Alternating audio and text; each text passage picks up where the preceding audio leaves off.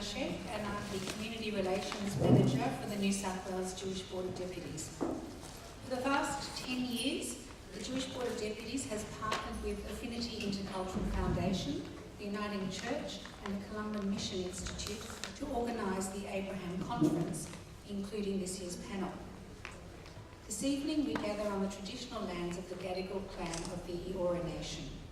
We acknowledge and give thanks to the elders and traditional custodians who have cared for this land for thousands of years.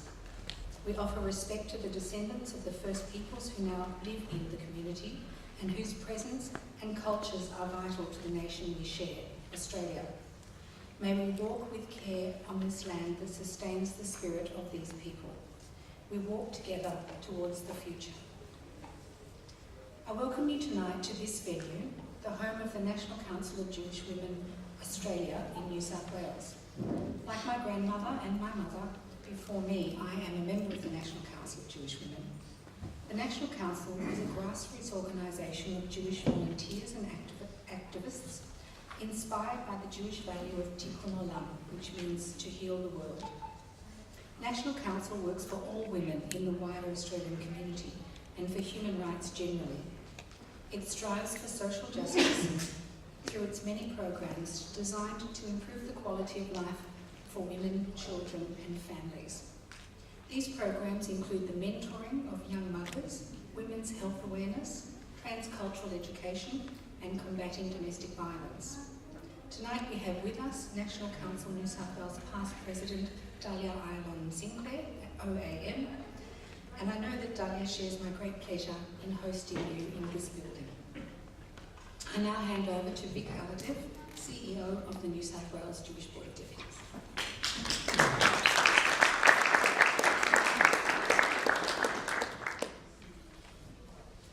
Thank you. Good evening, everybody. Archbishop Fitzgerald, ladies and gentlemen, our distinguished panelists. The theme of tonight's gathering is faith and media. And this broad topic will be tackled both by our distinguished guest speaker, who will be followed by our illustrious panel. They will doubtless explore such vexed issues as fact versus opinion, are journalist reports coloured by their belief systems, where does ethics come into the equation, etc. We live in an era which has seen our media world behave in two mutually contradictory ways at the same time. It has contracted, yet it has expanded.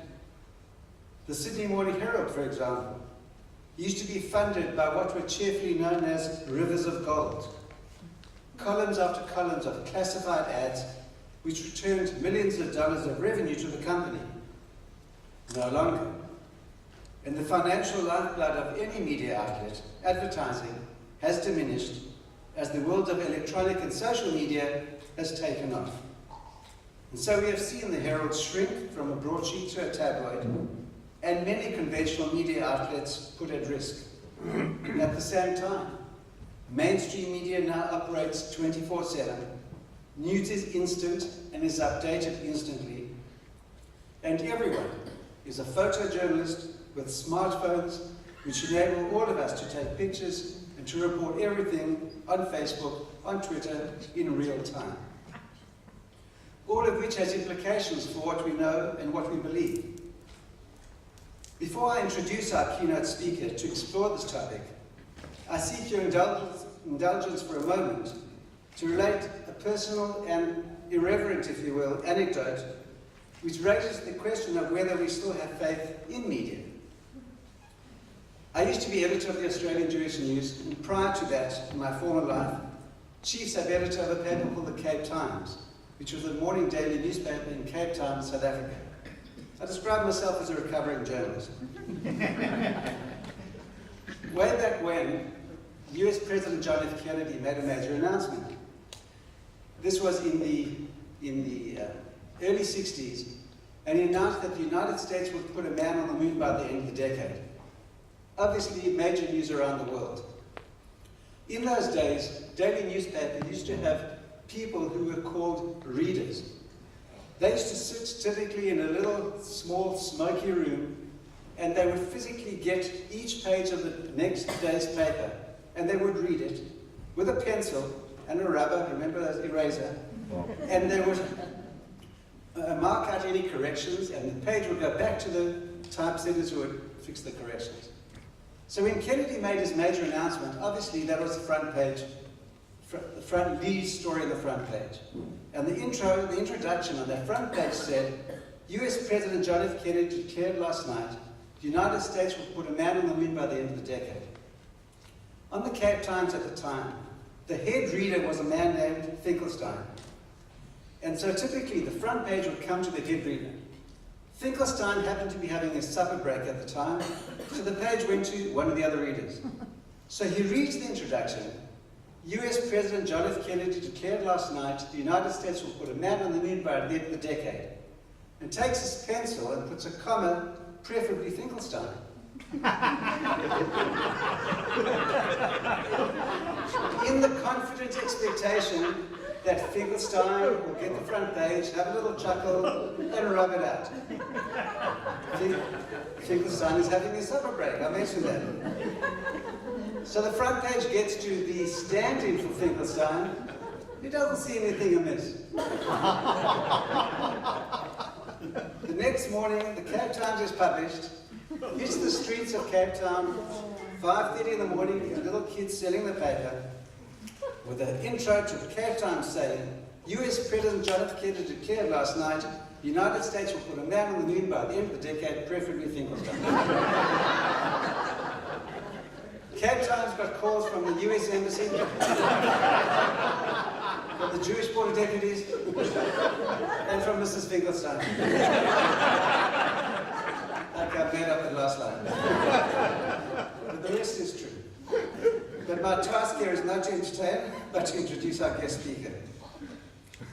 Archbishop Michael Fitzgerald was born in Britain, ordained as a member of the Society of Missionaries of Africa, and acquired his doctorate in theology from the Pontifical Gregorian University, and a BA Honours in Arabic from the School of Oriental and African Studies at London University. After teaching in Uganda and at the Pontifical Institute of Arabic and Islamic Studies in Rome, he undertook pastoral work for 2 years in Sudan.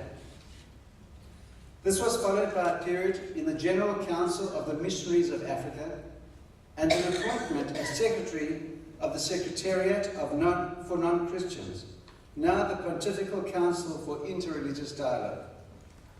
Father Fitzgerald was ordained by Pope John Paul II in 1992. 10 years later, he was appointed President of the Pontifical Council for Interreligious Dialogue and elevated to the rank of Archbishop. In 2006, he was appointed Apostolic Nuncio in Egypt and delegate to the League of Arab States. On his retirement 2 years ago, he took up residence at St. Anne's, Jerusalem. He is co-author of Signs of Dialogue, Christian Encounter with Muslims, and a number of books in French relating to interfaith dialogue. Please welcome Archbishop Fitzgerald.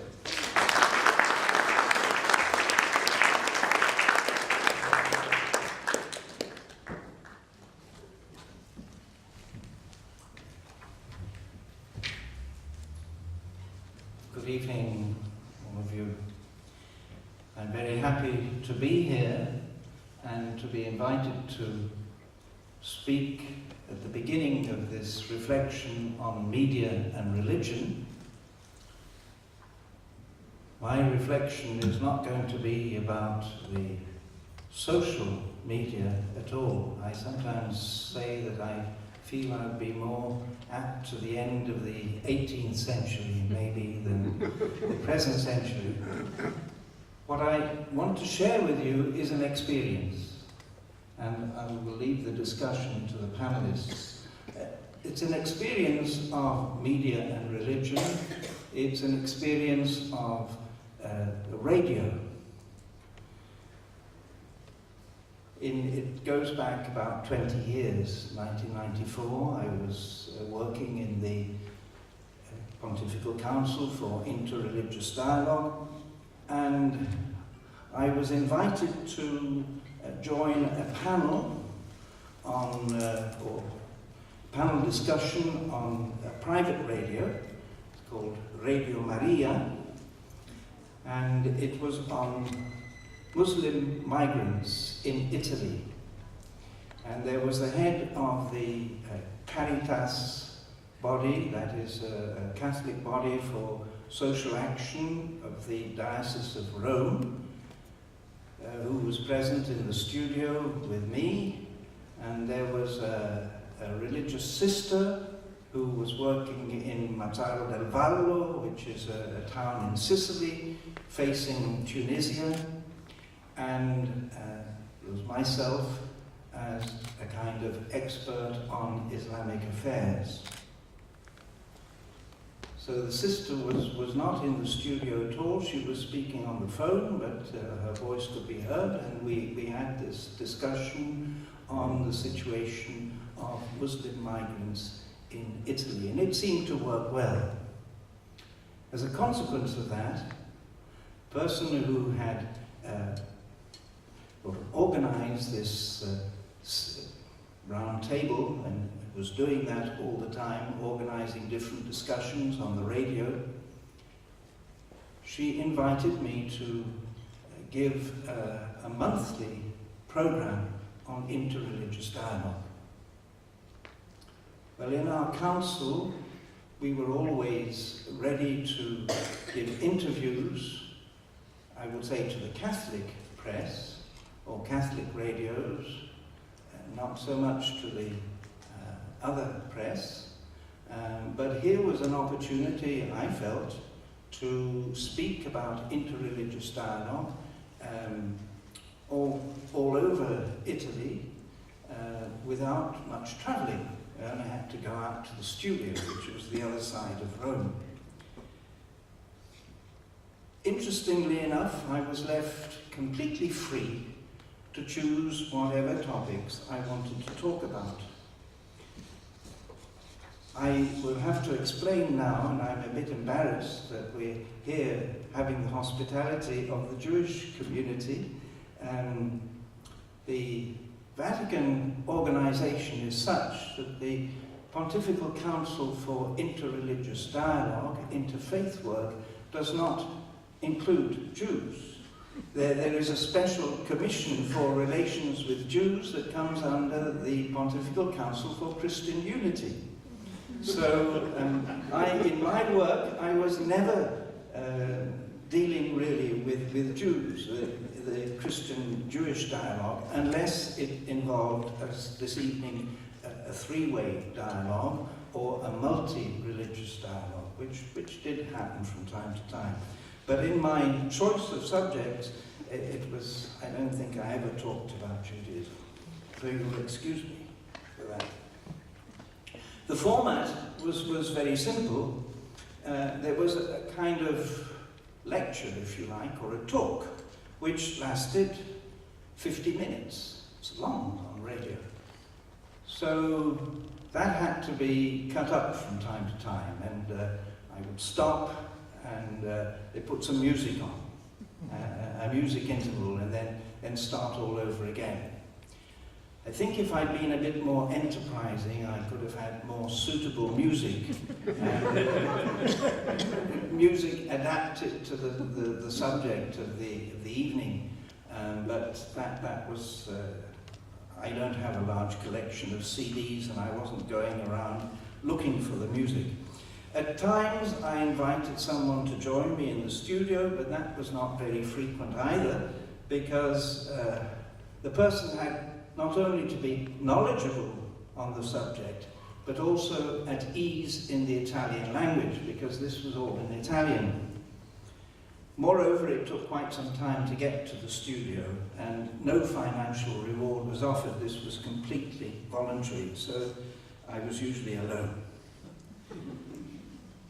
What sort of subjects did I select for this monthly program? Well, sometimes the subject would reflect the time of the year, the feasts which occur in different religions. So Ramadan was obviously an opportunity to speak about the way Muslims observe Ramadan, about the importance of fasting for Muslims, but fasting also important for Christians, which they forget about. So here was an opportunity of taking an example from another religion and trying to encourage Christians to be more serious about their religion. Also to remark that in Ramadan, many Muslims make a point of reading the Quran every day. What about us? Do we ever read our scriptures? You know, so this type of conversation was not just information about a religion, but also a challenge to the listeners. And then, of course, there are the feasts of Vesak for the Buddhists, or in Diwali, the Festival of Lights, or for Hindus.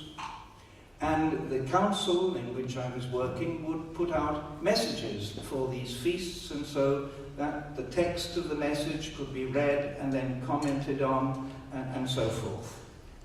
Sometimes it was a document or a speech by the Pope, Pope John Paul II, who ordained me a bishop, and who I think was in the Catholic Church, was indeed a pioneer in interreligious dialogue. Very firm in his own faith, but very open to meeting people all over the world. And in preparation for the great jubilee of the year 2000, Pope John Paul gave a series of talks on interfaith dialogue during his Wednesday audiences.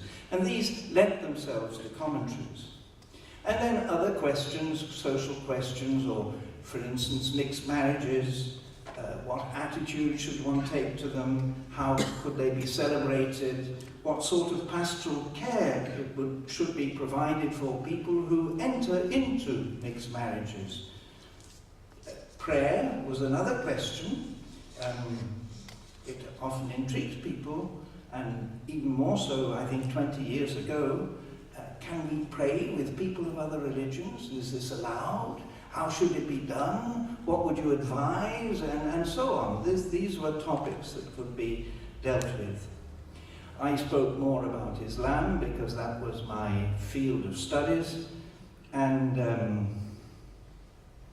so from time to time I would speak about Mary, because it was Radio Maria, the radio of Mary, so the importance of Mary in both Islam and Christianity. Where does the rosary come from, and how do you say the rosary, and what do Muslims say with the rosary, and so on, or Buddhists, because the rosary exists in all sorts of religions. And the purpose was to inform the listeners about the different religions, but also about the teaching of the Catholic Church on interfaith relations, and try to encourage a positive attitude towards the people of other religions. So, what sort of people was I addressing? Of course, I didn't know. They were invisible. You're in a radio studio. You don't see the people at all. It's not an audience that you can have. You're speaking in the air, because you are in the air. You're on the air. You're not in the air, but you're on the air. The traditional listeners of these radios were often sick people or housebound who couldn't get to church, and therefore were happy to have this radio which provided prayers and celebrations and hymns and reflections, and so they could listen to those. Often there were people who couldn't sleep at night, and so they would tune into this radio at night because that kept them, they comforted them. But Radio Maria did make provision for other listeners also. There were programs on scripture, on liturgy, on the liturgy of the following Sunday. There were talks by leading theologians who agreed to give their time for this purpose. And sometimes these talks were pre-recorded. At other times, the speaker delivered his talk over the telephone. I didn't like doing that because it's much better when you have a microphone in front of you, but occasionally that happened. And then there were these roundtable discussions that took place also. I discovered who the people were who were listening to my programs when they phoned in, because there was a 50-minute talk, if you like, with some interval for music, and then another interval for music, and the telephone number was given to the listeners, and people could phone in and ask questions. And that's very interesting, to hear the questions and answer the questions of the people. Who were these people? Mostly they were teachers or social workers, people who were caught up in problems of an increasingly multicultural society. There were priests, pastoral agents, people also who had travelled to other countries and who just wanted to share with other listeners their experience of another religion, what they had seen. There were parents who were worried about their sons and daughters, about their association with people belonging to other religions, particularly if this looked as if it was going to end up in a mixed marriage. Some people telephoned in from home. Others said they were in their car. They had been listening to this on the radio in the car, and they phoned in while they were driving. Very good, as long as they were looking at the road. And sometimes people I would meet in talks like this or conferences would say, "Oh, I heard you the other day on Radio Maria. Oh, I'm glad to see you. We only know your name. I've never seen you because you're invisible." One day in the Pope's apartment, his major domo told me that he had been listening to me. So I was very happy that Radio Maria was heard in the Pope's apartment. I don't know whether the Pope heard it. I don't think so. But, now, as I said, very often I spoke about Islam more than other things, and the questions were filtered. That was to my advantage, because the main studio was in the north of Italy, and people would have to phone in there, and they would say, what are you going to ask? And then if they were out of order, they would be eliminated. If they were all right, they'd be kept on. Okay. And I know that somebody phoned in and said, "Who is this Muslim bishop who is speaking on Radio Maria?" So they were very irate about this, that there was so much emphasis given to Islam. But that was the need. And I think nearly all the questions, or every time, questions came back on the relations between Christians and Muslims in the country. That was the real problem, I would say. And I remember one man saying, I had given a talk about something or other, and he was the first one to ask a question. He said, "I don't have a question on your talk this month. It's on last month's. I tried to phone in and I couldn't get you, so this time I got in first." And he asked a question about the previous talk. Okay, that's all right. Many people phoned in to object to what I was saying. They felt that it was too favourable. It was not, I didn't take into account the conflict between Christianity and Islam and so on. And this really gave me the opportunity to explain the position that the Second Vatican Council had taken on the relations of the Church with other believers, when it says that the Catholic Church looks with esteem upon Muslims. Now that's 50 years ago, and yet it still hasn't sunk in sufficiently, and we have to repeat this all the time. So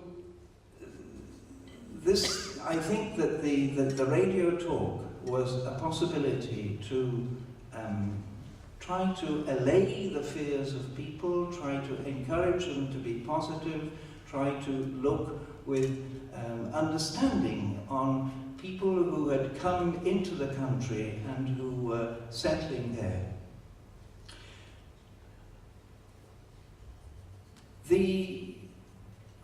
To my mind, radio as a form of media is very important, because it is not everywhere in the world that you have people who have access to social media, though that is increasing. It is not everywhere in the world that people have access to television, maybe here in Australia, but certainly not in Africa where we are working as missionaries. But everywhere the radio can exist, and I think it is important to be able to communicate with people in this way. I think a second advantage of radio is that you can take your time and you're not distracted.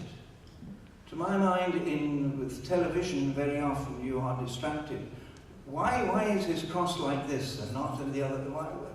You're distracted by things. Is the person smiling or not? You're not listening. You are looking. And you don't have time to explain things. You're interrupted. It's too quick. And I think that in the media, this is, I hope, something that will be taken up by the panel. There is a kind of craving in our modern world for just brief statements, sound bites. But religion and sound bites really don't go together, I think. Religion is a difficult, it has to be explained. You have to take your time. You have to see all the different sides of the question. And with a sound bite, well, it's finished. And I'm finished. Thank you.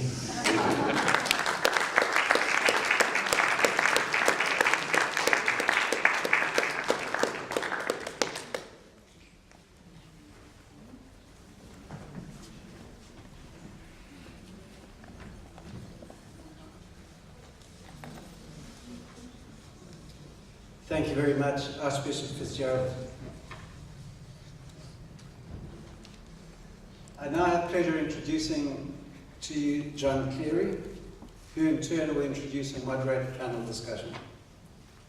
John is a veteran ABC broadcaster, one of Australia's best-known commentators on religion. In his 3-decade career with ABC, he has worked extensively both in radio and television, but is known principally for his association with Sunday Nights on ABC Local Radio and The Religion Report on ABC Radio National. John was a member of the original Compass team on ABC Television and a co-presenter of the philosophy program Meridian on Radio National. He's also appeared in a regular slot on the ABC Youth Network Triple J for a number of years. John was the recipient of a British Council Fellowship at the European Institute of the Media in the UK. His book on the Salvation Army in Australia was awarded Christian Book of the Year. In 2008, John compared the major interfaith event held by the Catholic Church in conjunction with World Youth Day and the visit here of Pope Benedict XVI. Please welcome John Cleary.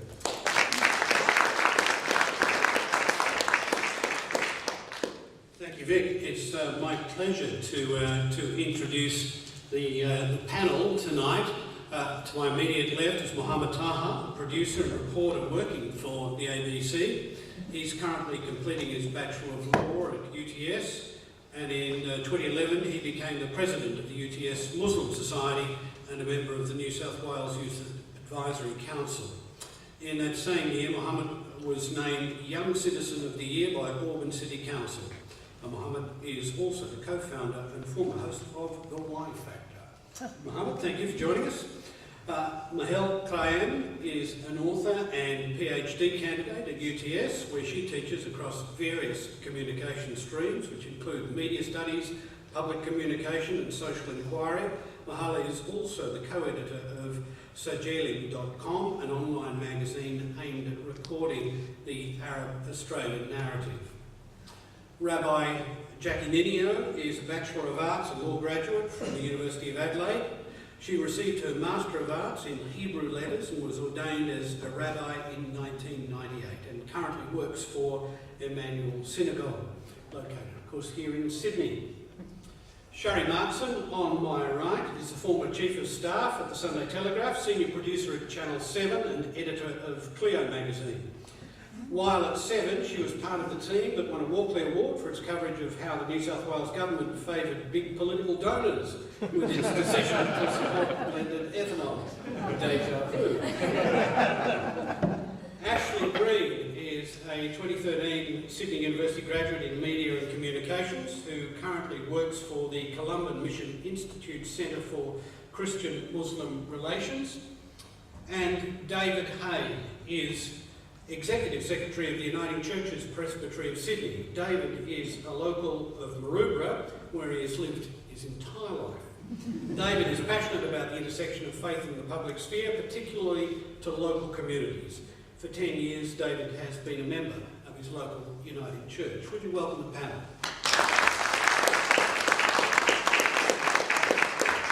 And our panel will be joined by the Archbishop as a participant in the broader discussion. Let me make a few opening remarks.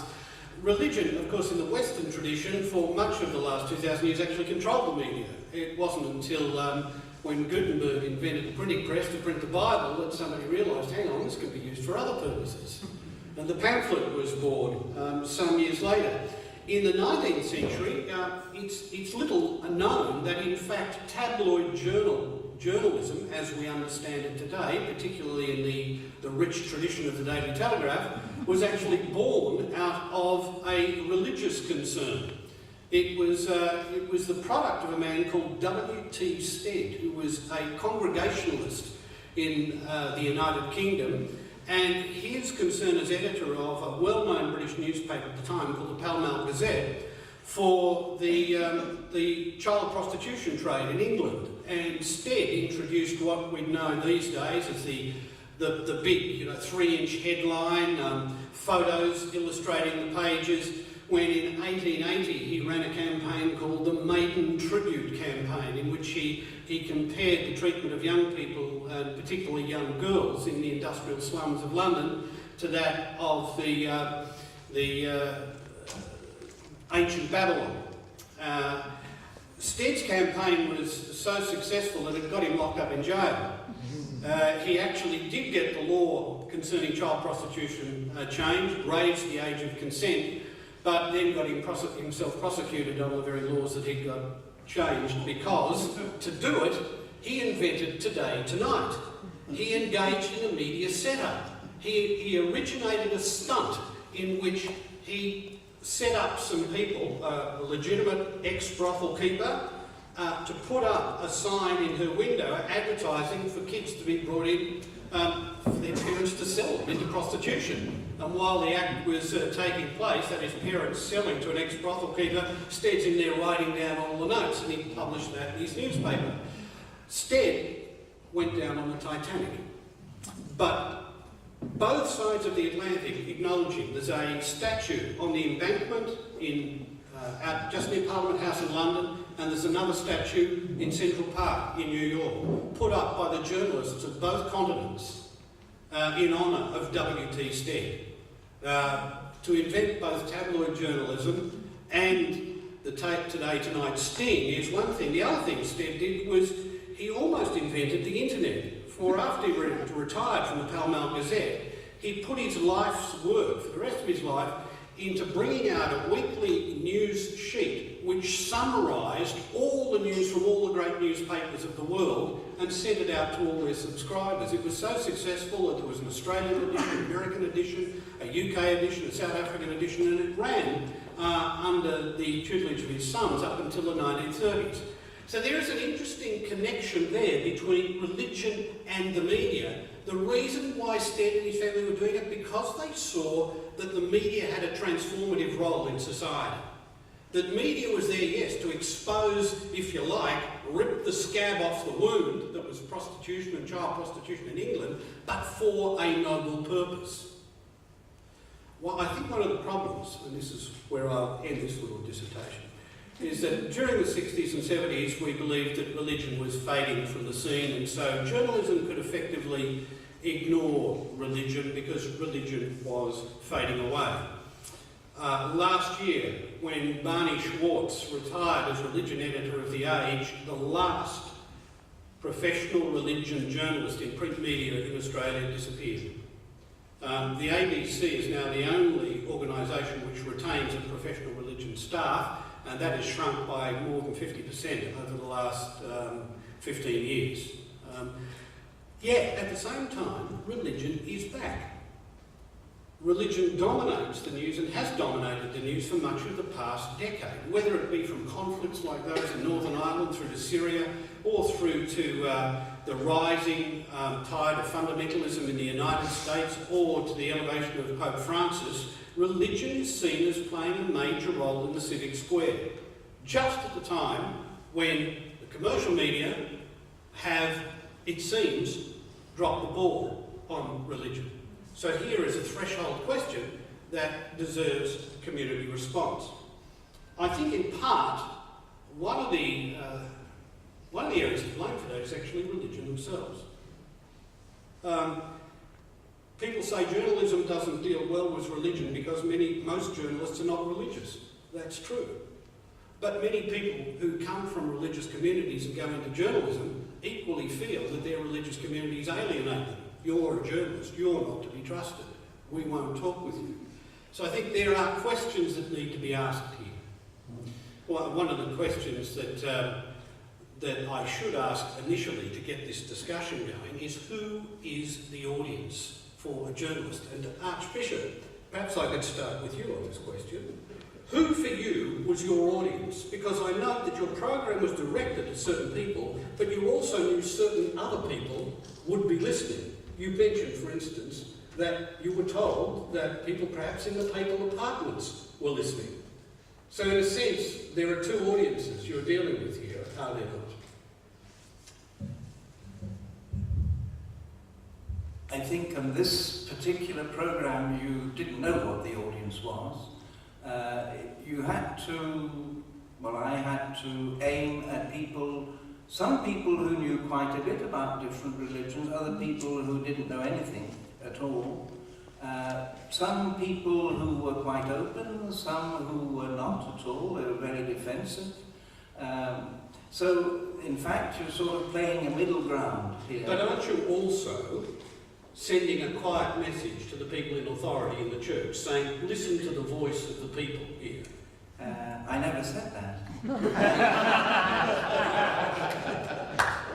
But in fact, I think I was echoing the voice of the leaders of the church more than telling them what people were thinking. But it is a way of finding out where people are and what they need. Yes, that is true. These days I do a late night radio program, and the most common thing is a response from an audience is, I used to go to church, but. And I think that's where the situation is now. Sherry Markson, when you're looking at religion and the media, as somebody as a professional journalist, is it turn off or turn on, and why? Well, I think there's a couple of points. Firstly, it is true that the people who are very religious, the groups are shrinking, and that's why you don't have dedicated rounds people who cover religious rounds anymore. And probably the only reason the ABC does have a full-time religious reporter is that it's the only one whose budget and funding continues to grow while all the other media companies shrink. So you can't afford to have a full-time religious reporter. We might discuss that. I think, and all those other, conflicts that you mentioned before can be covered, they're very much political stories as opposed to religious ones.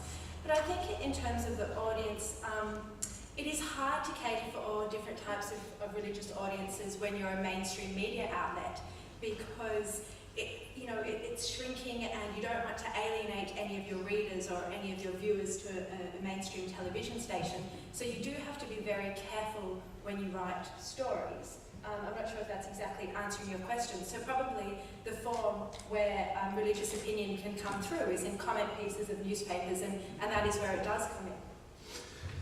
Let's deal with a couple of the issues that present themselves, and there will be room for you to ask questions, and there are papers circulating, and if you write your questions on them, they'll come up to me and I can read them as we go on in this panel.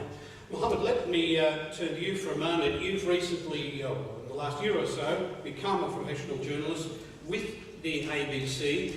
Did you find that attitudes in your religious community changed when they found you were a journalist all of a sudden?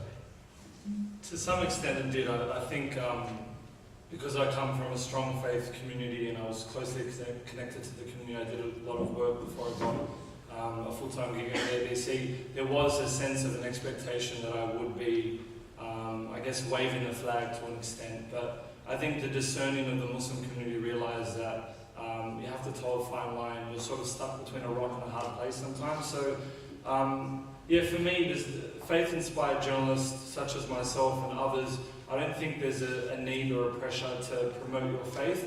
I think promotion and advertising, that's marketing. Journalism is journalism, it's about storytelling. So for me, it was about using my faith to better inform my reporting. That's what it was, and my faith and journalism, in terms of ethical journalism, go hand in hand. So on some stories I have had a bit of an issue, and it hasn't went down well in certain sectors of the community, but overall it's been fairly okay. Let me ask Ashley. Ashley, you work with the Columban Mission Institute Centre for Christian-Muslim Relations. Over recent years, the Catholic Church has had a deal of problem with the whole sex abuse inquiry. Media in the Catholic Church. There's a Catholic press. Quite in the past, there have been media operations, journalistic operations in the Catholic Church, which have been almost open publications, open to the world, that is designed to deal with the world and its issues. Yet on the sex abuse crisis, it seems that Catholic media might have been involved in a little self-censorship over the years on this issue. Is there a difficulty in working for a religious community, but also presenting yourself to the public world? I think there is a difficulty in a way, but I mean, when I think of the way that my faith would inspire me and what I write about and what should inspire journalists, I think of Pope Francis's address to journalists that last year, and he said, when you work as a journalist, your work calls for careful preparation, sensitivity, and concern for what's true and good and beautiful. And at the end of the day, the pursuit of truth is what should underpin everything. And sure, there's been transparency is what we should aim for, I think. And there've been issues, but yeah. That's fine. That's fine. And perhaps I can ask Mahal, when you're dealing with your own faith tradition, which you take seriously, do you think journalists with a strong faith feel a tension between what their faith tells them to say and what the world of journalism would expect them to say or write? Yeah. I don't know if it's about what their faith expects them to say or tells them to say. Sorry, I have a cold, so I'm very nasally. But more this kind of tension between knowing that their community needs to be represented in a positive way because there's so much negative coverage already. And so there is this pressure on journalists, perhaps, I don't know, I'm not a journalist, but perhaps there is this pressure to say something good and positive and always find positive stories because there is such an overwhelmingly negative discourse, particularly around the Muslim community, for example. And I think that can be a tricky thing for journalists to have to balance because you know that you do have a responsibility not just to the community in order to represent the facts, but also to yourself and to your faith and ultimately to God to portray yourself and your community in the best way possible. And I think that can be a tricky thing to balance. Do you think showing it in the best way possible in the short term is always the right way, ethically, in the long term? I think the short answer is no, because I think sometimes you need to have those really tricky discussions, but where those difficult discussions are had should be up to those faith-based communities. And I think this concept of having to air your dirty laundry, so to speak, is probably not always the best thing for faith-based communities because dealing with issues, and they have to be dealt with within the community, I think can be a more positive thing in the long run because you deal with the underlying, whatever the underlying issues are. And I'm not saying that means that they shouldn't be reported on in the media, or that they should be silenced or anything like that. But I think this desire to have everything out there all the time is not necessarily the best thing for faith-based communities. Sharon, what do you think of that? Obviously, I completely disagree. I think everything should be published all the time, and it's very rare that you shouldn't.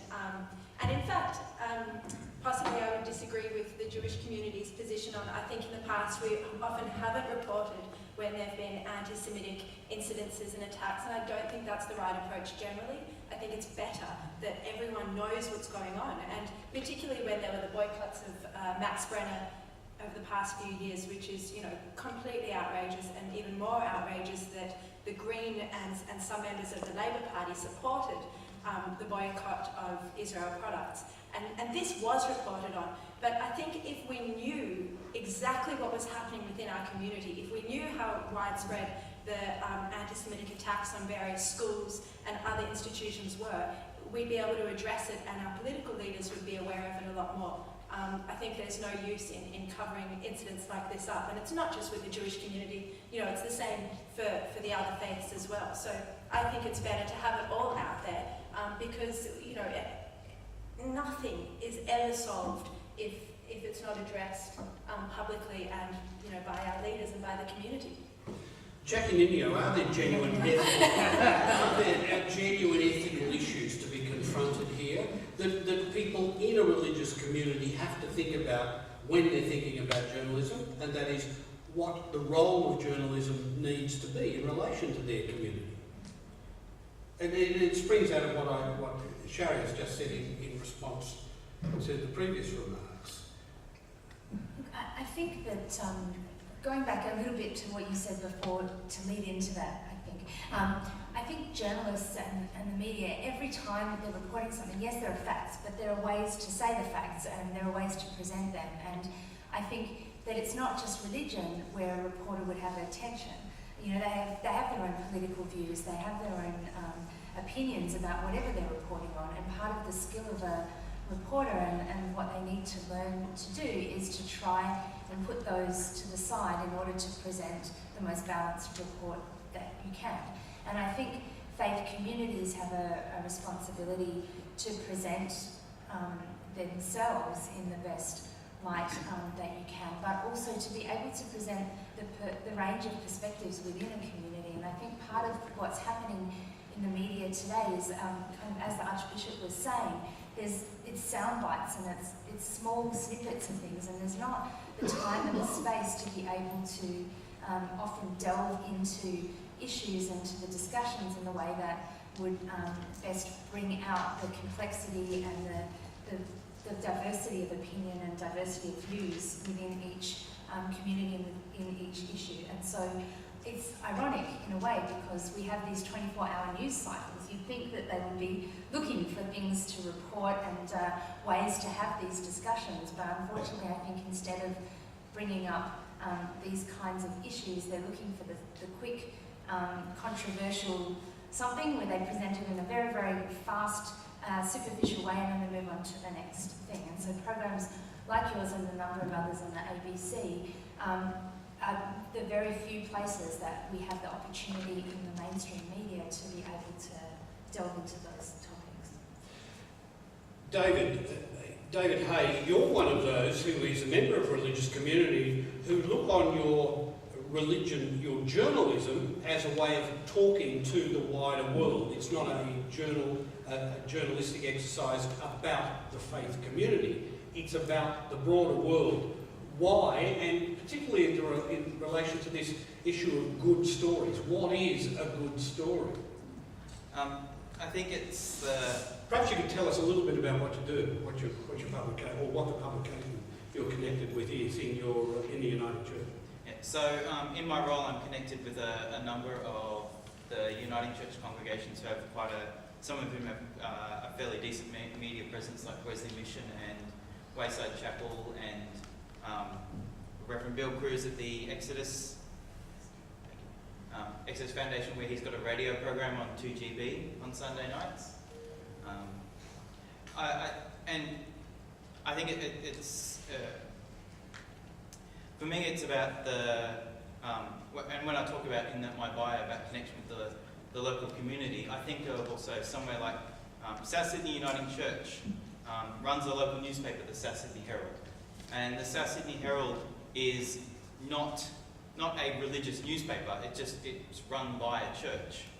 And their main thing was the newspaper started in a time where the wider media was quite negative about the Redfern community and what was happening there, and the people in this church saw a need in their local community to tell good news stories about the local community and to highlight important things that are issues for the community in a way that was constructive, not demonising the community but building them up. And so it was about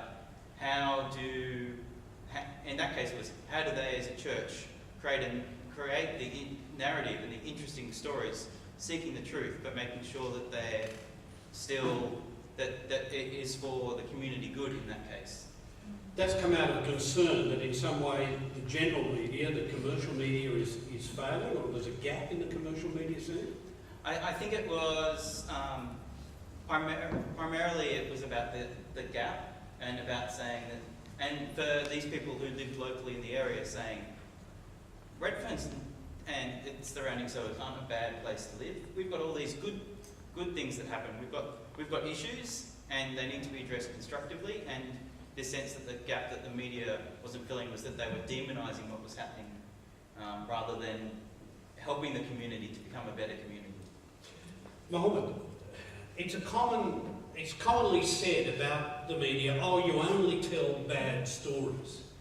What's your experience in the ABC of being a journalist and the approach of news editors and others to story creation and formation and the putting together of a bulletin? It's a very systematic system. What makes the news is, I mean, the papers generally, I work in broadcast, so whatever, we look at the local papers, the mainstream publications every morning, and that determines what the major headlines will be in our bulletins, our news bulletins, our radio bulletins, press conferences from police, state parliament, they dominate a lot. It's hard to get religious stories up because, as the Archbishop was saying, and as John mentioned as well, they're light, they're colour pieces, unless there's a news peg. So news needs a news peg.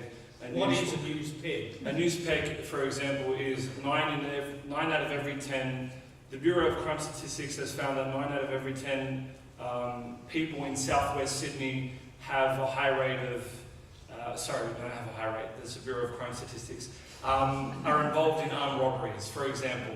That's a news peg, that's data, it's information, and then we take the story from there. So news needs a news peg, it needs a hook, it needs something new. That's why news comes from the word new, it needs something new. So the listener or reader goes, oh, okay, in southwest Sydney this is happening. So a lot of it is dominated by that, but there are other outlets. There's long-form journalism, there's online, which is excellent, and that's something we'll be discussing later in new media. So I think it goes down to how religious stories or religious issues are reported. They need to be reported, and let's be honest, sometimes you can't avoid the controversy of the story, but it can be sensitively reported, and that's what I'm very firm on at the ABC, ensuring that there's better informed reporting around issues that have to do with faith communities. Sherry, I'll get your response to that, but also print journalism in the past has been very much driven by the headline. You've got to be able to say something in as fewer words as possible, which cut through to the biggest audience, to the largest audience possible. And I'll come back also and get you to reflect on, you made the observation that religious communities are a dwindling proportion of the population. You still have more people going to religious events on a weekend than go to sporting matches. That's a census-based statistics going to church affairs. So how is this judgment made? Is it made on commercial terms? That is, who's going to buy the paper? Or is it made on some more sophisticated understanding of who our audience is or who the public is? Well, in terms of the first question, which was, reducing everything to succinct sentences, I don't think that's correct. I work for the Australian newspaper, and nothing is reduced to a short story or a controversial headline. Every topic is looked at in detail and in depth from all points of view and objectively in the news pages. So I think maybe in the tabloid papers, which now the Sydney Morning Herald is one of, but in the Herald and the Telegraph and online, yes, the reports are very short, but not in, the national broadsheet. The issues are looked at in detail. And then your second question about, the proportion of the population dwindling. Well, there might be more people who visit religious institutions than sporting matches, but there's no question that people who are who follow religion and who are religious, it is shrinking. That can't be denied. It is shrinking as a proportion of the population. 10, 20 years ago, there were many more people who were religious and who followed it very closely than there is today. And I think it's a pity and it's a problem that in journalism, most journalists are to the left, and it's not fashionable to be religious. No one talks about their religion in newsrooms. It's not done. It's not cool. Journalists are generally slightly to the left, and they don't follow religion. I can only think of a few, and I've worked in the Sunday Telegraph newsroom, the Channel 7 newsroom, the Clio newsroom, and the Australian. And in each, there's only been maybe one or two who would openly say that they are religious, whatever that faith is. So I think that is also a problem with reporting, because then they're afraid of it. And when they do bring religion into reporting, as we saw with the new New South Wales Premier Mike Baird, the fact that he's strongly of an Anglican, that almost was turned against him, particularly in the Fairfax media, and it shouldn't be the case. Well, it was. It was used against him. Now, we have time for questions from the floor, and we've got some written ones already here, so I might read out a couple of those. We've got plenty of questions here we can go through, but Make a remark. sorry? Can I make a remark? You can please. Just about headlines. You know that I think journalists will agree with me here that writing the article is very different from writing the headline. And it's not the same person who does that. That's another job altogether. And sometimes the headline doesn't at all correspond to what the article is. And you're looking for it and you don't find it. And that's not the journalist's fault. It's the people who write the headline. and that can mislead you. Let me read one of the questions here. It sounds like there's a conflict between faith-based journalists and freedom of the press. Can the panel please comment? I think we should go down the panel here, starting from David, and work our way down. Is there a tension or a conflict between having a faith base and press freedom and the ethical obligations involved in that? I think there's a sense of for those who, if I'm understanding the question correctly, those who have a faith base who also work in the media, I would hope have a strong moral and ethical code that underpins what they do. And just as I would hope that journalists have a strong ethical code that underpins what they do. And now those ethical codes can potentially come into conflict, but I think that where that tension exists, they need to work. They would need to work through that. But I think they can coexist reasonably comfortably. Ashley? So the tension between faith-based journalism and freedom of the press. When I think that, I think about what the secular world wants, and at the end of the day, the secular world, everyone wants the truth. They want to hear the truth, and that faith-based journalists are motivated by the truth, and that's what motivates, I guess, people of faith. And so, at the end of the day, the people of faith are going to be better journalists, I think, and you can still, I think, be a good journalist. Sorry. Fine. I would say that theoretically, David and Ashley mentioned these, but that theoretically, journalists and people of faith, they don't have to be mutually exclusive, and that the ethics that they're based on or rooted in are not entirely different things. The way that journalism operates, or the way I'm just a writer, so I will pitch things to newspapers, for example, and the way that certain things work from my perspective is that perhaps those ethics, are not always so clear and not always so obvious, and maybe there is tension, and that's not ideal, and how people work through it is entirely an individual thing. And I think that anyone with a moral compass tries to do the best that they can in a situation, and that doesn't necessarily mean they always do the right thing. It just means that they feel bad for not doing the right thing afterwards, if they're actually genuine people, and that's a good thing as well. So yeah. I don't think so. I think, as Mahal was saying, it comes down to the individual. I work for the ABC as a public broadcaster, and the question mentioned freedom of the press. I think the press, there's a distinction between commercial press and public press. What are the taxpayers paying for? What has commercial obligations? The ABC has no commercial obligations, so we don't have to pitch stories in a juicy, sensationalistic manner. So we essentially report, and the ABC's core values are integrity, respect, collegiality, and innovation. And the MEAA, the Media and Entertainment Arts Alliance, which is a peak union body for journalists and artists, their code of ethics says honesty, independence, fairness, and respect for the right of others. All those ethics, all those values, all those morals are conducive with my religion.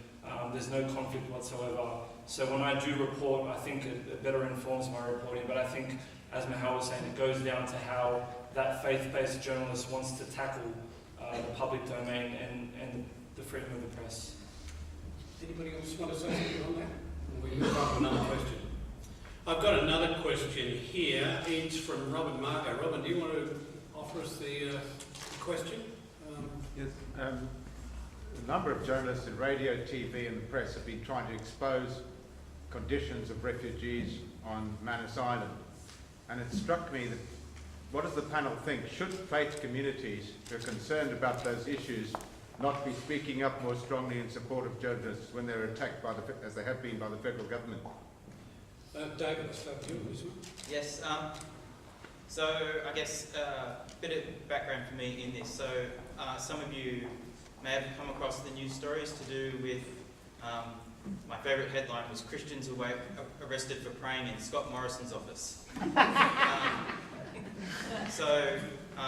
a number of there were 9 Christians who went and, as a public action and designed to get media attention, did a sit-in as a prayer vigil in Scott Morrison's office, praying for refugees, Manus Island and elsewhere, as well as praying in a positive way that Scott Morrison, who has professed he's a Christian, would recognise the Christian values in what he's doing, and that. But the main thing with this was that it was a way of, for them, they wanted to reach out to people as an action. They wanted to reach out to people in the country who maybe have some sense of religious sensibility, as well as reach out to some Christians in the conservative arm of the Christian church who might hold the view that what's happening in Manus Island is wrong, but don't see the connection between their faith and their own perceptions. And so there was these two agendas, and it did get some media publicity. It was a peaceful, non-violent protest, and they complied with all the police instructions. But the way they were able to take that in terms of communicating with the media and to their target audiences was to use the opportunity that happened with some of the media coverage, and then find places where they could, such as The Guardian, where they could write opinion pieces online, which could then become shareable material on social media, and could then be discussion pieces saying, well, this is our understanding of prayer, and this is our understanding of what's happening at Manus Island, and this is how they're connected, and so they're able to engage a faith and public discourse discussion in that way. Sure, you might want to say words in your mouth. There's an example of a faith community group manipulating the media for its own ends, that is creating a publicity stunt in order to achieve press coverage in a way that they know will achieve it. Yeah, and there's nothing wrong with that. You know, good on them. They feel very strongly about the issue. So fair enough. They need to be heard and get their point across. I don't have any problems with that, generally speaking, at all. But do journalists need to be alert to that? Journalists are. You know, you can spot a publicity stunt. It's very hard to navigate around the press releases and get the actual news. But no. But I mean, on the issue that Robin asked of the question, I mean, this isn't necessarily religious commentary, but we do need a border protection policy, obviously, and it wasn't working under the former government. And so I think that, you know, offshore processing is working, but yes, we do need to, as journalists, put pressure on the current government to be more transparent about what's going on there. And, you know, for example, they haven't released the report they did into the death of the 23-year-old. What's his name? Rani? Forget his name. And that sort of information should be public.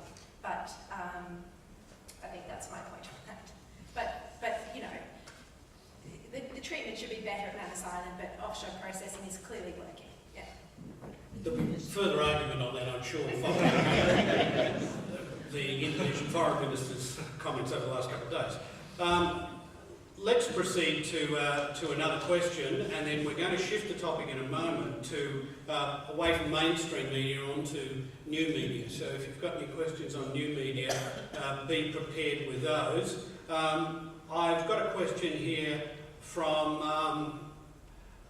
regarding Rabbi Jackie speaking about the media presenting diversity of opinions within a faith-based community. Can this come across as disunity when you're highlighting the sort of warring factions within a faith community?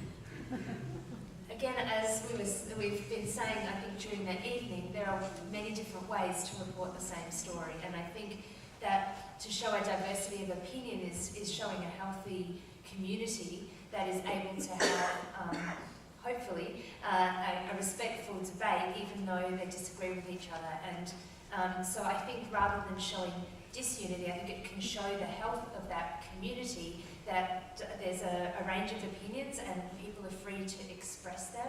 And I think it's really important sometimes for faith communities to speak out when others speak in their name and say things that are not part of their communal position necessarily. So I think quite often we hear extremist voices and we don't hear the more mainstream voices within a community. And I think it's really, really important that we don't sort of revert to stereotypes and we don't revert to these one-dimensional pictures of any religious community, and to be able to show that range of opinion. I think it also is a very attractive thing for faith communities to be able to present that faith. I think that face to the world. I think quite often faith communities are accused of being dogmatic and one-sided and unable to see beyond their own blinkered opinion. And I think within all of our traditions there's a large amount of discussion and debate and diversity, and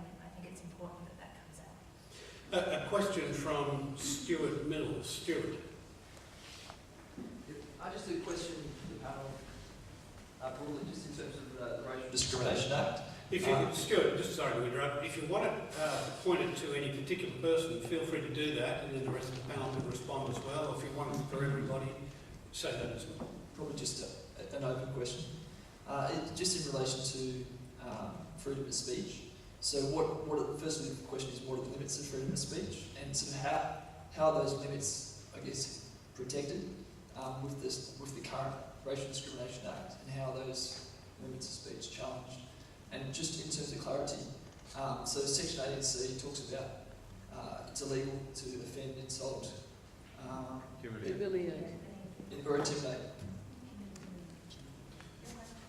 All right, where will we start with that one? Who wants to go first? Mohammed, I'll let you go first. 18C, and what's your views on the... I'll just speak from my own experience. I attended the Premier's Harmony Dinner when the then Premier Barry O'Farrell was the Premier.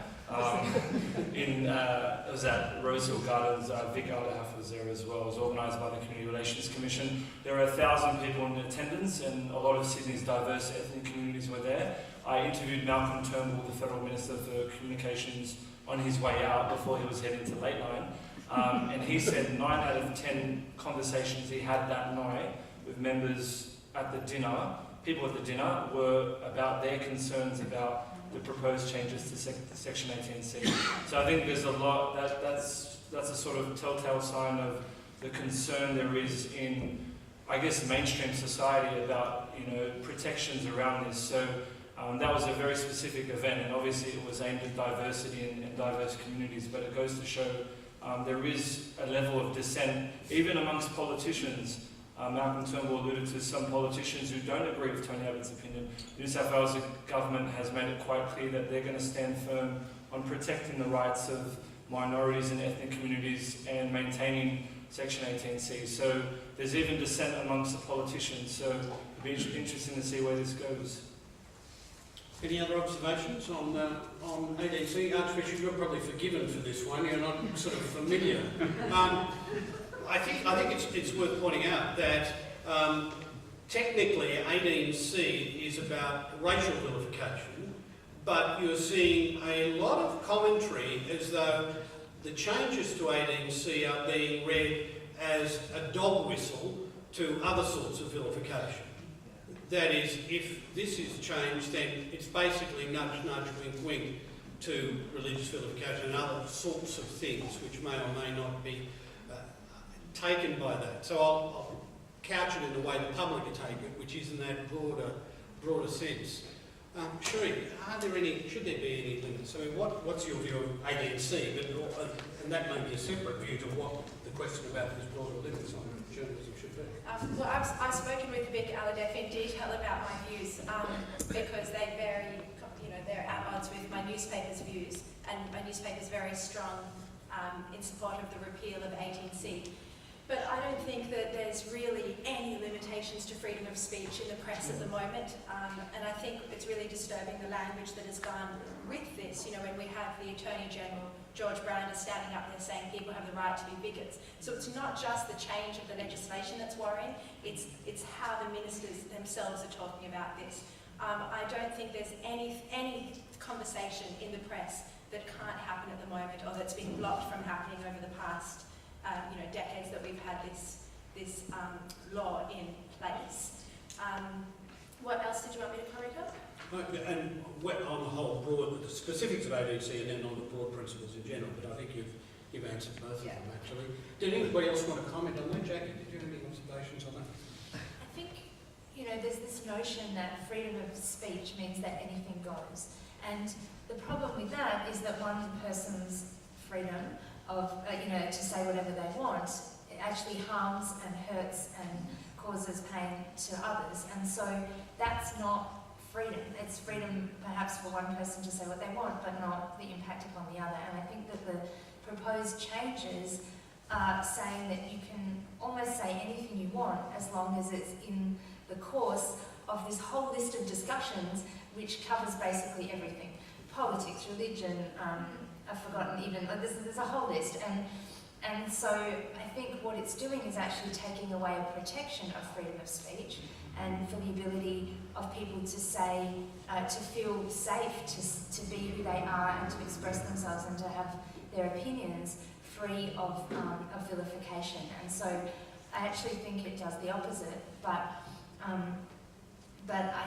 what's happened, as Shari was saying, is that the debate and the discussion has been couched in these terms of, we all have the right to freedom of speech, and that's actually what's not going to happen if these changes go ahead. Anyone else want to comment? Anyone else? Nothing to say? I've got another question here. Jeremy. Where's Jeremy?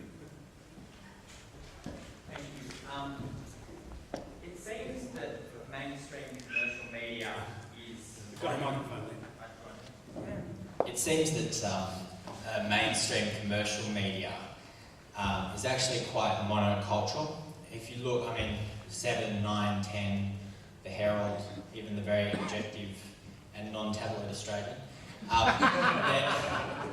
you do get the sense that it's very monocultural. Not many ethnic faces, not many sort of other sorts of religious, maybe than the non-Christian sort of religions are represented. How can we make the mainstream media focus more on issues that are maybe more relevant to multicultural Australia and actually start looking a little bit more like multicultural Australia?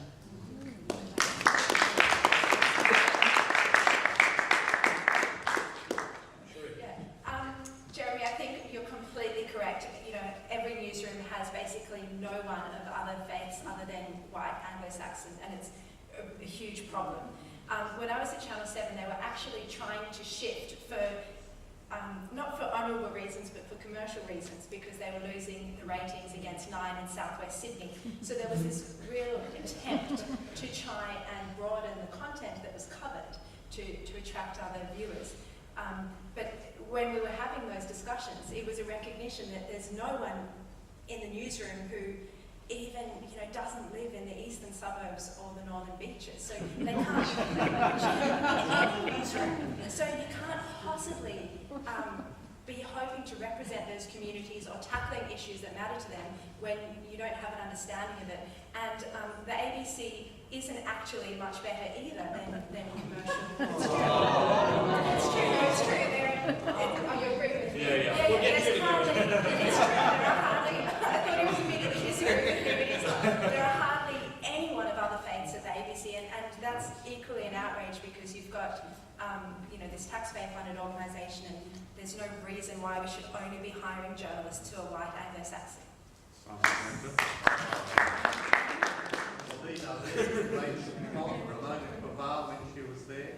I think the ABC, there's a lot of cosmetic diversity. So there are people who look culturally, who look different but are culturally the same. And that's a big issue, I think. For my job description, because I work in a Western Sydney bureau, going to Shari's point, the ABC set up a Western Sydney bureau in Parramatta to basically reach out to the Western Sydney audience, which includes a lot of diverse communities. On the job description for my role and the video journalist who also got the role, it said we highly recommend those of you know, different ethnicities and Aboriginal and Torres Strait Islander backgrounds to apply for the jobs. And hello, Lebanese Muslim journalist. I work with an Indigenous journalist, but you know, for me, it should be normal. It should be a normal application process, as opposed to tailored opportunities for people of different faith. But I would agree, the ABC is incredibly white, it's incredibly homogenous and incredibly, what's the word? Monocultural, but geographically ignorant as well. A lot of them don't go past Leichhardt. They think Western Sydney is Strathfield, but people in Penrith think Parramatta is the inner west.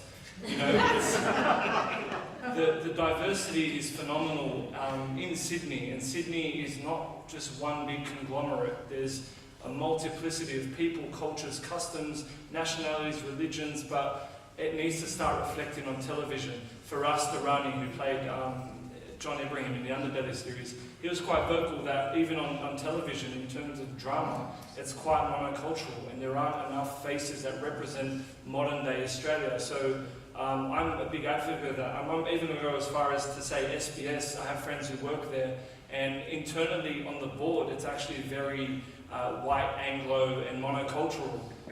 So the decision makers, the people in power at these public broadcasters, it's not that diverse, which is a shame, but we need to see more diversity on our screens. We need to hear different voices, and we need to see different names on opinion pieces and articles online to reflect Australia today.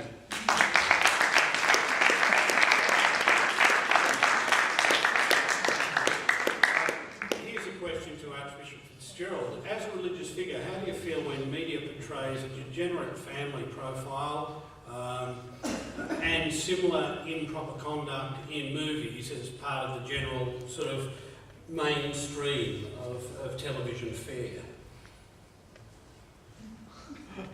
That is, has the media lost its morals, I guess, is the question. It has sort of become degraded, I think, to some degree, at least. I think that many things are portrayed now that wouldn't have been portrayed before.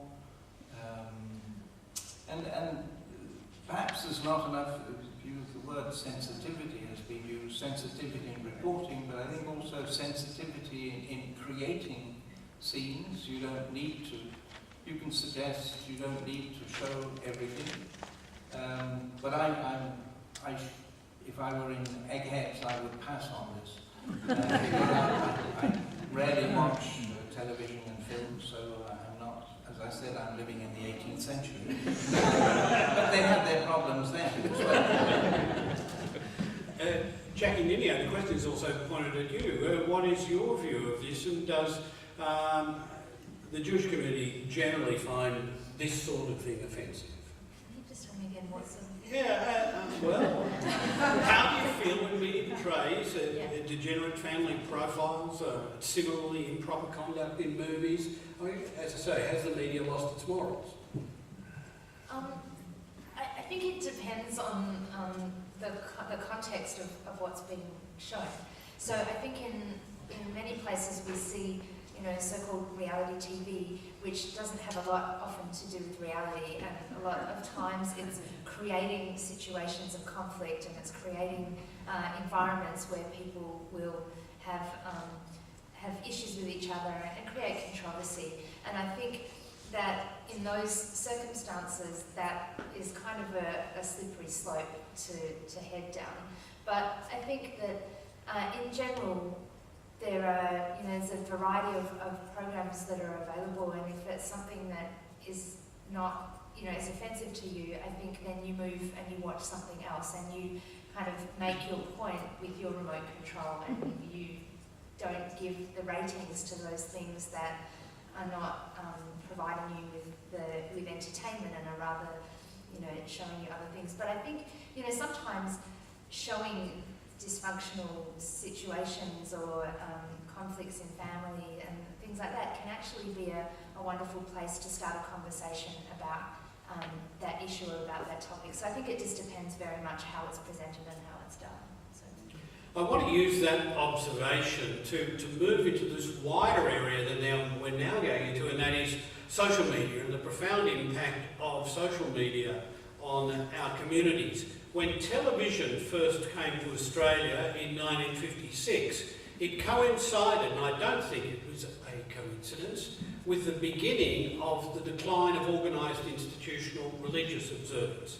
It wasn't just that people now could stay home and watch the Sunday night movie on television, it was that people began to get alternative views of what community was about.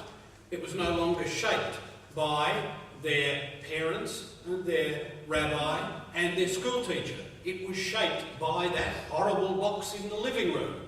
And that has continued over the last 30 years to just magnify until over the last 10 or 15 years we now have the absolute smashing of all media boundaries, and so that everybody is now a telejournalist or a radio journalist. This is having a profound effect on print media.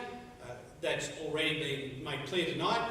It's having a profound effect on organisations like the ABC, where people are asked to become not specialist journalists, but multitasking journalists, multi-platform reporters.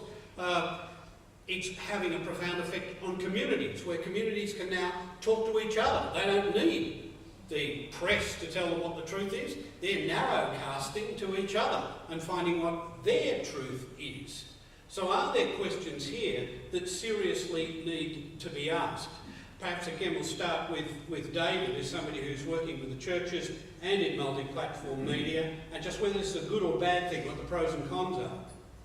I think there's definitely some very strong pros and cons. I mean, one of the ones that is a pro and a con is in the social media environment, it enables an individual to be much more selective in what they pay attention to.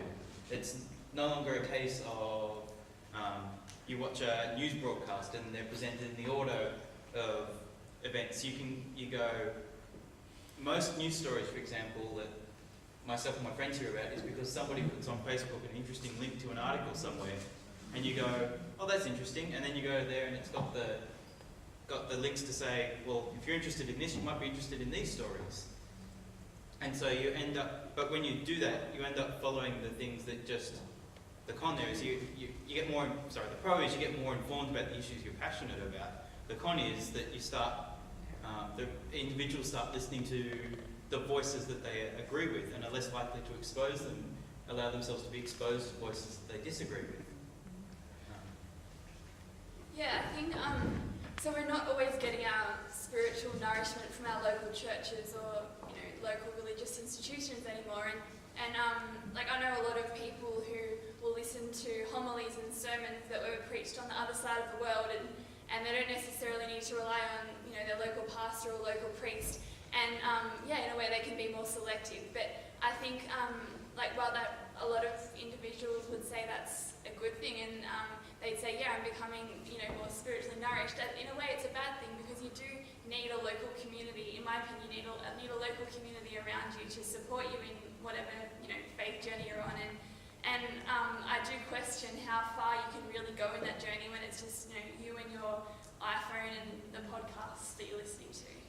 I think just picking up on Ashley's point, it can be obviously a very isolating experience for some people, but it can also be a way to connect people with other like-minded people. And so, but taking that, and I think the important thing is to take that relationship offline and then also pursue it in a kind of like in an offline space. So you're now connected with people who think similarly to you, who practice religion in a way that is comfortable for you, and you can go out and actually be with those people and experience, whichever way you choose to practice religion, but you can actually forge those relationships. And I think that's really important because before, if you didn't have those immediate connections, it was really hard to connect to those people. But now it's not so hard. You just type in things into Google or onto Facebook or whatever, or follow someone on Twitter, and you're immediately connected to them. And that's a great benefit, whether it's here or halfway across the world. I think that's something that's really great. Yeah, I think social media for me is like a cheap date. It'll always give you something, but it's not always what you're expecting. Anything and everything is on social media. We set up a Facebook page for our Western Sydney Bureau. We've had some very interesting private messages, but it's a good way to connect with audiences. I think there's been a shift in terms of consumers as well. So traditionally there would be sit-back news consumers, meaning you're watching television, just relaxing. Now, in the digital age, there's sit-forward consumers. So people are on the edge of their seat, on their phones, tweeting if they're watching television, they're probably watching on their phone, mobile TV. So there's sit-forward, you're sitting forward on a computer or a laptop or a tablet. And this is, I think, as the Archbishop was talking about, it's propelling this prison of brevity. Twitter, tell me what you're doing in 140 characters or less. If it's longer than that, attach a link and I'll check it out. Otherwise, I'm not interested. YouTube, the average attention span is 4 minutes. We're really, and Facebook allows for extended statuses, but no one really reads them. If you've got an extended status, you're telling your life story on Facebook and no one's interested. So I think, as a journalist, I think social media presents, challenges and opportunities. One challenge is accountability. It does push this opinion-based form of journalism or commentary. It's a good way to see direct exchange. So you can write an article for the Oz, or I can do a story for the ABC, and we can see how many people retweet it on Twitter, or how many people comment on Facebook. So it's a good way of getting a direct reaction with someone, as opposed to a week later saying, I read your piece in the Australian, that was fantastic. That was a plug for you. Let me, with Sherry, I'll push this in a slightly different direction, because one of the impacts we've noticed at the ABC, and I'm sure it's affected the Australian and the Sydney Morning Herald, the print media more, is that not only does the advertising base shatter, so you've got to do different things, the other thing that happens is one of the impacts of social media is this narrowing of focus, that people can now get what they want. And so there has been a shift in the media world, particularly in the major newspapers, which used to see themselves as voices of record.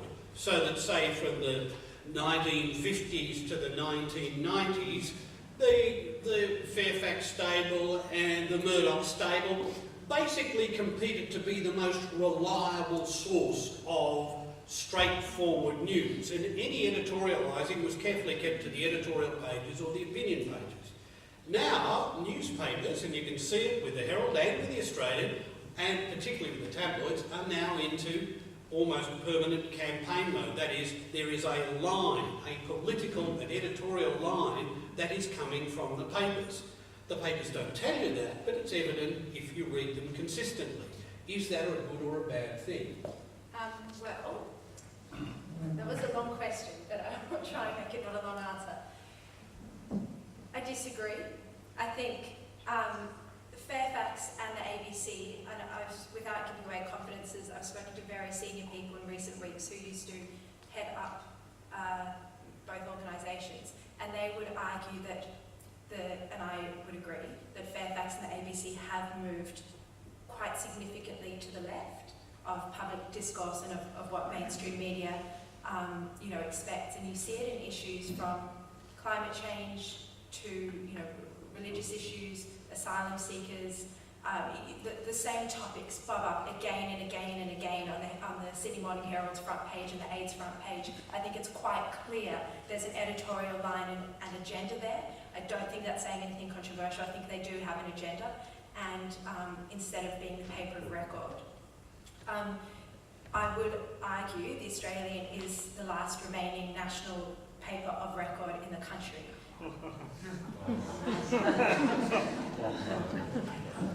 I think that is correct, and of course it does have,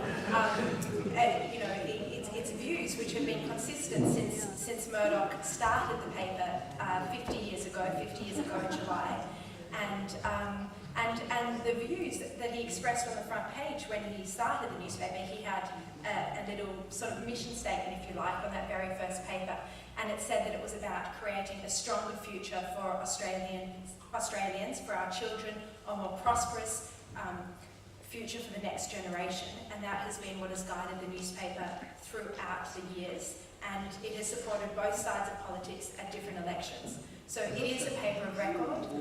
It does have objectives. Throw at me any examples to disagree with that, but it is a paper of record. It's a broadsheet telegraph. Sorry? A broadsheet telegraph. It's not a broad. It's not a broadsheet telegraph.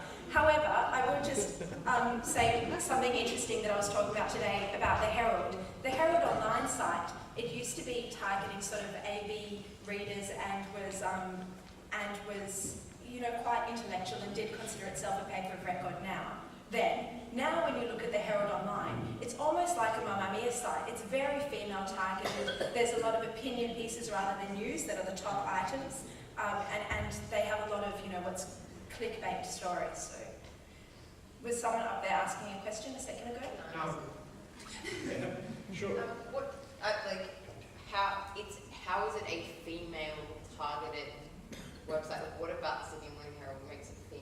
The website at the moment, any day you look at it, I'm not going to say sort of the articles that they have here, but they have very Mamma Mia style articles, and they've started the listicles as well. So some sexual content instead of news, opinion that they have up there instead of straight news. And it's just to get more readers. It's just a commercial strategy because they're moving to the digitisation. We saw today with Fairfax they had between 70 and 80 redundancies. So they're moving to a digital future. They're starting to prepare for that. And so they do. They need to make sure that their website's getting as many hits as possible as they compete with new players in the market like The Guardian and the Daily Mail. There's a question up here. Somebody put their hand up. Look, I just find it really difficult to be convinced that a Murdoch-based paper is objective when Murdoch himself come out and said that he's in support of Abbott, and all his papers had Abbott on the front page, including Australia Needs Pony. No one forgets that. That's the owner of the Australian as well. That's the same thing. He's not gonna give one objective to one paper and let the other paper run a different way. They're all in the same building. Yeah, we are in the same building, the Sydney-based papers are, but it's up to the editor and the editor's discretion who to back at each election. And when it was the 2007 election, the papers all supported different people. So the Daily Telegraph supported or maybe it's, sorry, the 2010 election, the Daily Telegraph supported the coalition, the Sunday Telegraph, where I was working at the time, supported Labor. It is up to each paper. At the most recent election, I think the general discourse now would agree that the last government was quite disastrous in terms of budget measures, and the general consensus is that they messed a lot of things up. Every single major project that they undertook had massive failings, whether it was the overspending on the stimulus package or the Pink Belt scheme, etc., and their budget initiatives. But at the moment, I think the papers are giving Abbott quite a lot of scrutiny, and they will continue to be really hard on him because, some of the proposals that have come out before the budget, deserve to be criticised. And so the Australian is criticising Abbott for some of those measures, as is the Daily Telegraph, and they will continue to do so. If Murdoch has a view, that doesn't mean that it's followed by the editors. They each, have exercised different editorial standpoints, before the elections. I think we'll move the conversation away from there, and I will make one correction. In fact, there was an interesting observation in the Australian that only 37% of coalition voters thought that the ABC was biased. So significantly less than half of coalition voters. So who did that poll? I don't think that would be correct. That's published in the Oz.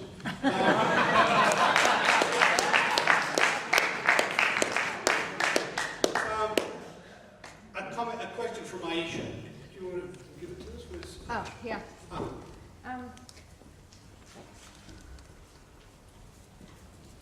Thank you. I had a couple of questions, maybe even comments to make. One is, I think, Mohammed, you touched on something when you said that being kind of, a faith-based journalist in Western Sydney, that fits a whole different stereotype. And I've seen from a lot of different journalists from various faiths or ethnic communities, it seems to be that they can really only get anywhere in media if they first start out reporting in their own community publications, newspapers. It's very, very rare that someone from an ethnic background or who has a specific faith makes it into mainstream media. Even when they do, their first identity is as what their religion is, what their ethnicity is, then as an Australian. So I wanted to ask you guys what you thought, and it seems to be the same case, in politics as well. When we have someone in senior government, positions or in Parliament, first thing is not their loyalty to the country, but what race or background they are. So just your thoughts. Thanks. Jackie, you want to start? Sure. Can I just make a comment on the previous question first? Really quickly. Really quickly, not on the thing, but the question you originally asked was about social media changing religion. And I think one of the things that, I agree with a lot of things people said, but one of the things that I've seen happening is, you mentioned, people can get what they want. And I think as a result, people are kind of tailoring their religion to suit themselves. And so we're finding very individualistic religions that, they're Jewish, but they're finding and listening to only the people who support them and only the people who agree with them. And I think one of the main roles of religious leaders and religious communities was to hold a mirror up to people and to show them when they were doing the wrong thing and to confront them and to challenge them and to really have those debates and discussions. And now, with a click of a button, you can avoid all of those difficult conversations, and you don't have to feel uncomfortable, and you don't have to feel like you're, you need to change path or to do something different. So everyone's kind of getting the religion that they want, but I think we're, by doing that, losing out on a lot of the role that I think religion has to play in society. So that's that question. Now, can I, sorry, to add on to that, because I was going to say something about social media as well. One of my other questions was, I think social media actually steps in to make up for places where mainstream media doesn't speak up. And I'll give you an example. Just recently, there's all these incidents of Muslim women being photographed on public transport and being, put up on all these websites and kind of hate pages against them. And, I think what happens is on social media you find people from various other faiths and communities standing up for those people where you wouldn't expect them to. And the other example was when, you know, there were those Jewish bashings in Bondi. One of the first people, like mainstream media didn't really talk about it except for in a controversial way, but one of the first organisations that came out in support of the Jewish community was the Muslim Women's Association. Right? And still that wasn't really, you know, reported in mainstream media. So also just making another point, which, sorry, you guys got on before, that religion is shrinking. It's not really. I've seen so many young people get involved in, you know, from mosques or like temples. I think there should be a lot more faith-based reporting. That's another point. So yeah. Could probably do 3 in 1. The first one maybe, I think that you know, a lot of times we see in the media people's religion or their ethnicity referred to when it actually has nothing to do with what the story is about. So, and it has no sort of bearing on the story itself. It's just sort of pointing out a place of difference. And I think that that's a really, and you know, that's kind of what you were saying. I don't know about the world of media. I don't know, you know, how hard it is to get ahead, or you know, those kind. I think the other's a much better place to talk about that. But I think that there is this this notion that we put people in boxes and we do stereotyping in the internet. It's much more open. There's much more. It's sort of everything is there, but there's a risk with that as well, because someone said to me, it's like the internet is like a newspaper where every letter to the editor is printed. And that's the case, and you don't know how much weight to give one and how much weight to give another. And you know, there's another really quick story. There's a cartoon with a dog answering an email on the internet on a dating site, and someone said, "What are you doing? You know, you're a dog."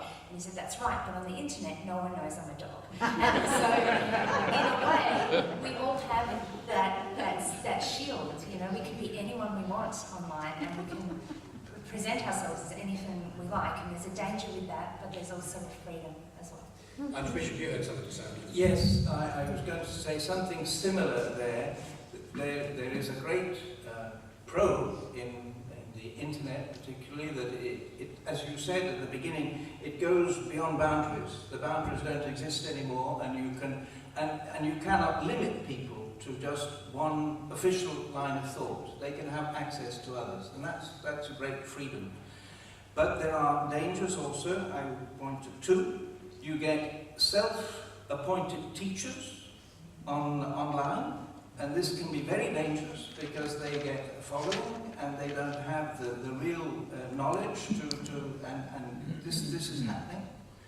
And the second thing is that, as it was said, you choose your own community, but it's a virtual community, and you ignore your real community which is around you, or there is a danger of that.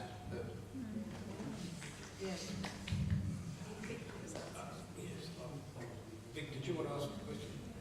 Thanks, John. It picks up on the last discussion, and in fact, it's a general observation I'd like to direct you to Shari as the mainstream media representative, and it's the issue of what happens in the online media. Every time the story goes to print, virtually every time a program goes to air on ABC or wherever, within minutes it's available online. And then it's open to anybody sitting anonymously in their PJs can put the most appalling vitriol out there. It can anonymously or sign their name, Elvis Presley. So when the stories are there in the mainstream press on the letters pages, there appears to be a pretty rigorous filtering system taking place. Then when it gets to the netherworld of online, that filtering system, the bar is, if it's there at all, is very low.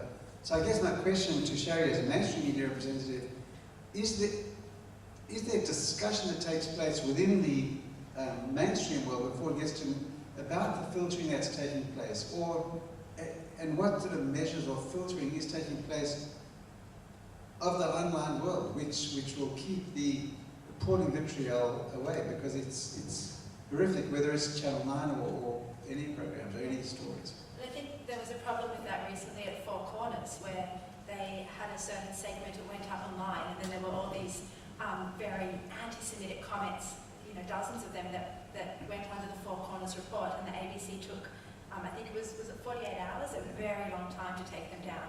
So I think that's a problem, and I think the social media world opens up, from what I've seen, far more harm than good when it comes to religion, because the vitriol and these some of the extreme views that normally wouldn't have access and wouldn't have a public airing, they suddenly have a platform that's equal to the journalists, equal to people looking at the report online, and they're hidden behind their mask of whatever their online name is. And it's a problem. It's a huge problem. I think some media outlets have taken down the comment facilities so that that issue isn't there, but others haven't, and they'll, you know, continue. I think the solution is obviously to have social media moderators to make sure that what's going up there is appropriate. But of course, that's people expensive. Put their names up. If you write a letter to the paper, you have to say who you are and give your address. The same should happen for comment. Yeah, but you can't. That's exactly right, and you can't have any control over Twitter and social media. And so, from my perspective, you just have seen this nastiness in terms of religion and exposure to these views that you wouldn't otherwise, and that could previously just remain hidden in people's, you know, homes and bedrooms. So no, it's a problem. Just a comment from my point of view, as somebody who's worked in this area too, the ABC has, like all media, struggled to come to terms with how do you editorially moderate this stuff. The ABC, when Twitter first emerged, the ABC was encouraging its presenters to develop their own independent profiles, but it soon learned that, hang on, who is going to be legally responsible if somebody says something that's not quite consistent with ABC editorial canons? And that's become a problem, because you get a profile on Twitter or on Facebook or on a blog site by being opinionated. But hang on, that maybe there's so there are all sorts of ethical dilemmas that haven't yet been sorted through by mainstream media, let alone when you get into the world of sort of unreconstructed, unregulated media. I just want to go back to Aisha's point about diversity. Some of my own personal experiences growing up, my first day of university, I walked into journalism school, and my lecturer told me if I was meant to be in the engineering school.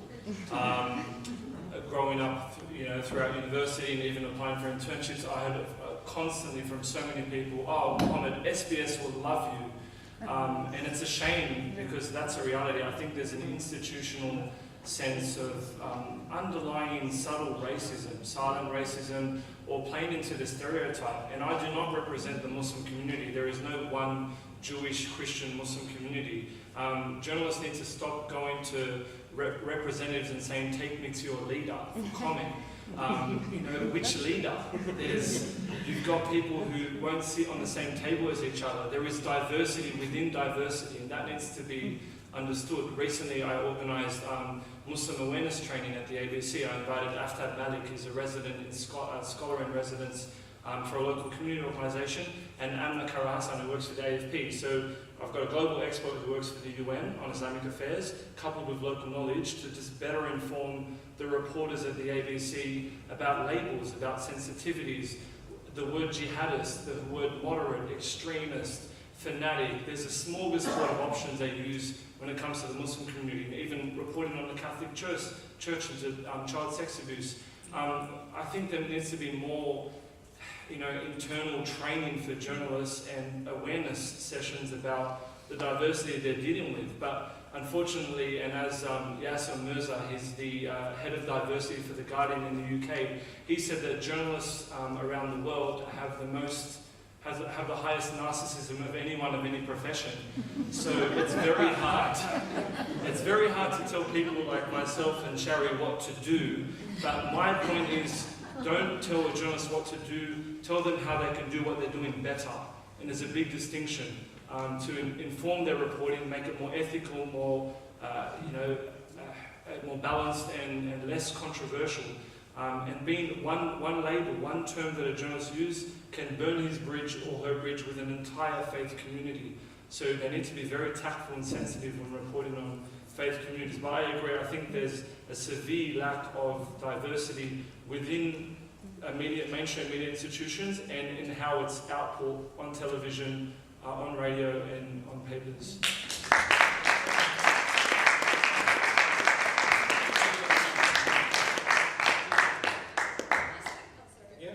Just a quick comment on the use of words as well, like looking at that in kind of like an online context. I think sometimes we can just appreciate the fact that maybe people in our own community or people in Australia might understand the meaning of a particular word, but then when that word is, or that phrase is read by people in another country or in another context, which is now increasingly more common as a result of online media, that's when a lot of issues come up, and I think it's important to keep that in mind. I just kind of wanted to pick up on a point that Mohammed made, but so as a writer, I obviously have to pitch stories in order to get published, and one of the things that I have found continuously over the last few years is that unless I pitch a story specifically about a faith-based community, or my faith-based community, or my culture as an Arab woman, and unless I make that the centerpiece of my piece, it's very hard to get published just talking about things that don't have a Muslim angle or don't have an Arab angle, for example. And it's not uncommon, and this has happened to me on a number of occasions, for me to pitch a piece, to have the editor say, sorry, we don't think this is an appropriate fit, and then a few weeks later see an article on a similar topic written by someone who happens to be very obviously white Anglo. And that is also a kind of, it's almost like a reverse, I don't know if it's necessarily a racism, but a kind of a pigeonholing of writers in that way. You can only talk about things that premise your faith or premise your culture, and if you want to talk about other things, well, the mainstream, media is not the place to do it, because we have other people who are mainstream who can talk about mainstream things. And I think that's a massive problem as well, because I just want to talk about things that sometimes don't have anything to do with culture or faith. I think at that point we are going to have to wind this discussion up. Would you please thank our panel, Mohammed Maho, Jackie Ninio, Shari Markson, Ashley Green, David Hay, and Archbishop Michael Louis Fitzgerald.